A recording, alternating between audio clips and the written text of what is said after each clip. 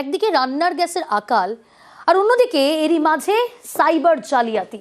Mobile ফোনে message ঢুকেছে, তাতে বলা হয়েছে সিলিন্ডার ডেলিভারি হয়ে গেছে, কিন্তু বাস্তবে তা হয়নি। চাঞ্চল্যকর অভিযোগ পশ্চিম বর্ধমানের রানীগঞ্জ এবং বীরভূমের সিউড়িতে।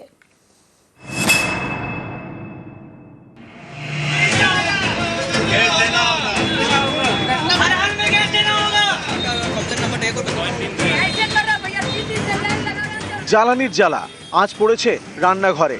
এখন একটা সিলিন্ডার পাওয়া মানে যেন হাতে চাঁদ পাওয়া। ঠিক এই সময়ে গ্যাসের সিলিন্ডারে সাইবার জালিয়াতির অভিযোগ পশ্চিম বর্ধমানের আসানসোলের রানীগঞ্জে। এটা দেখুন,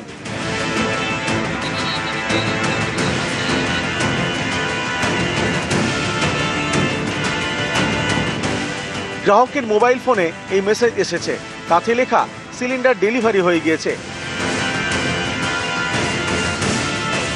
গ্যাস মেমো জেনারেট করা হয়েছে,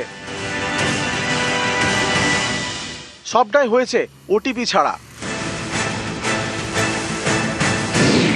মোবাইল ফোনে মেসেজ ঢুকলেও কেউ সিলিন্ডার পাননি। তাহলে সিলিন্ডার গেল কোথায়? সিলিন্ডার কি অন্য কারো কাছে চড়া দামে বিক্রি করে দেওয়া হয়েছে?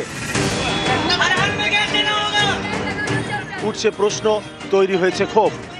24 তারিখ গ্যাস বুক করেছি, এখনো গ্যাস পাইনি। গ্যাসটা রিসিভ হচ্ছে না, কিন্তু আমাকে ডেলিভারি মেসেজ দেখাচ্ছে। আমি এইচপি পে অ্যাপ থেকেও দেখছি আমার গ্যাসটা ডেলিভারি দেখাচ্ছে, কিন্তু আমি রিসিভ পাইনি। ওটা গ্যাসটা পাইনি। আমার গ্যাসটা রিসিভ করলো কে? আমি তো গ্যাসটা পাইনি। আমার ঘরে পেশেন্ট আছে, আমি চালাবো কি করে গ্যাস?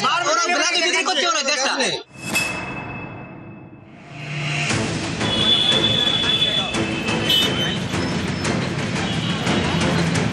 বীরভূমের সিউড়িতে রবীন্দ্রপল্লী।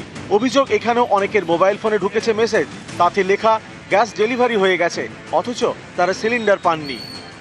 আমি 11 তারিখ গ্যাস বুকিং করি, আমার কাছে ডিএসসি নাম্বার আছে, গাড়ি আছে, গাড়ি বলে যে আমাদের সিলিন্ডার শেষ, 1 ঘন্টার মধ্যে আপনার কাছে সিলিন্ডার পৌঁছে দিচ্ছি। তো 1-1.5 ঘন্টা পর আমার কাছে মেসেজ আছে আপনার সিলিন্ডারটা ডেলিভার হয়ে গেছে, অথচ আমি কোনো সিলিন্ডার পাইনি।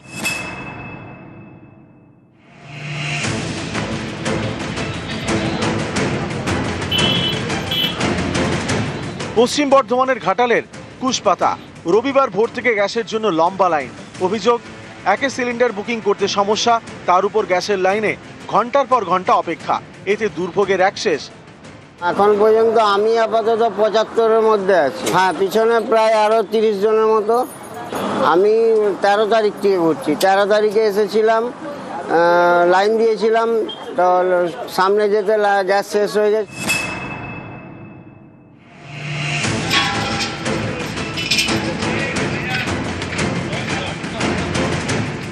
পুরুলিয়া শহরেও গ্যাসের জন্য হাহাকার।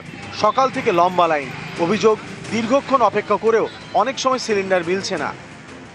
সমস্যা যেটা হচ্ছে, গ্যাস না নিয়ে যাওয়ার ফলে রান্না হচ্ছে না, যার ফলে এমনও অনেক মানুষ যাতে গ্যাসের ফলে তারা হয়তো রাত্রি থেকে যে খাবারটা সেটাই বন্ধ করে হয়তো শুকনো কোনো খাবার, চিড়ামুড়ি এই সমস্ত খাচ্ছে। এবং আমাদের যে সমস্যা হয়েছে সেই সমস্যাটা যাতে সমাধান হয়। নিউজ 18 বাংলা।